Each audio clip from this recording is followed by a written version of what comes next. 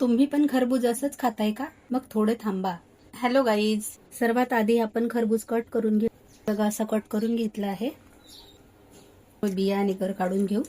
ह्या बिया आपण आता साईडला ठेवू. मी याचाही तुम्हाला उपयोग दाखवणार आहे. एका चमच्याच्या सहाय्याने आपण ह्यातील सर्व गर काढून घेऊया.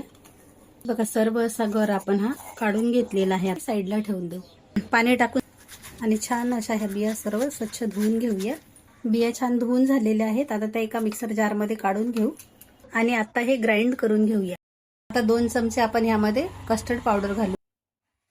4 चमचे मिल्क पावडर घालूया. हे छान मिक्स करून घेऊ.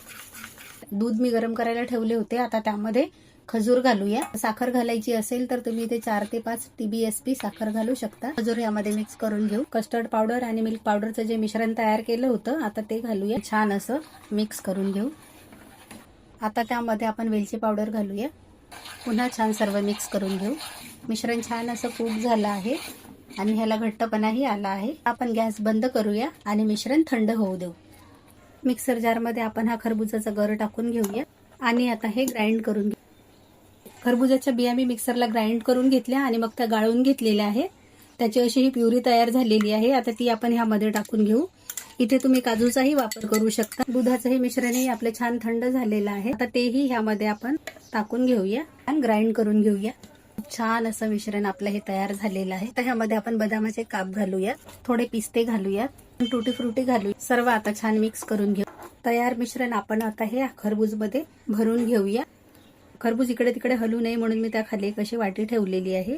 थोडंसं खरबूज मी साईडला काढून ठेवलं होतं. आता ते टाकू. चॉप केलेले बदाम टाकूया. थोडेसे पिस्ते टाकूया. टुटी फ्रुटी टाकू. वरचा भाग आता तो ह्यावरती ठेवून घेऊया. जर तुमच्याकडे अल्युमिनियम फॉईल नसेल तर तुम्ही असा युनिरॅपचा हा पेपरही घेऊ शकता. कव्हर करून घेऊया. आता हे फ्रीजर मध्ये 10 ते 12 तासासाठी सेट होण्यासाठी ठेवून देऊया. 10 ते 12 तास झालेले आहेत. आता आपण बघूया आईस्क्रीम कसं झालं ते.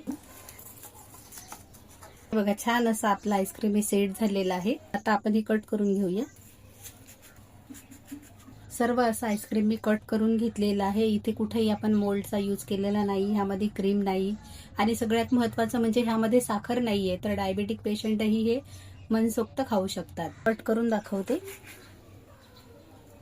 हे बघा दिसायलाही किती सुंदर दिसत आहे ना. तुम्ही जर अशा प्रकारे खरबुजाचा आईस्क्रीम बनवून खाल्लत ना, ह्यानंतर जर तुम्ही कधी खरबूज घेणार तर मला खात्री आहे की तुम्ही त्याचा आईस्क्रीमच बनवून खाणार. तयार आहे सुपर सॉफ्टी डिलिशियस असं खरबुजाचं आईस्क्रीम. हा व्हिडिओ तुम्हाला कसा वाटला? आवडला असल्यास व्हिडिओला लाईक करा, शेअर करा, सबस्क्राईब करा. थँक्यू.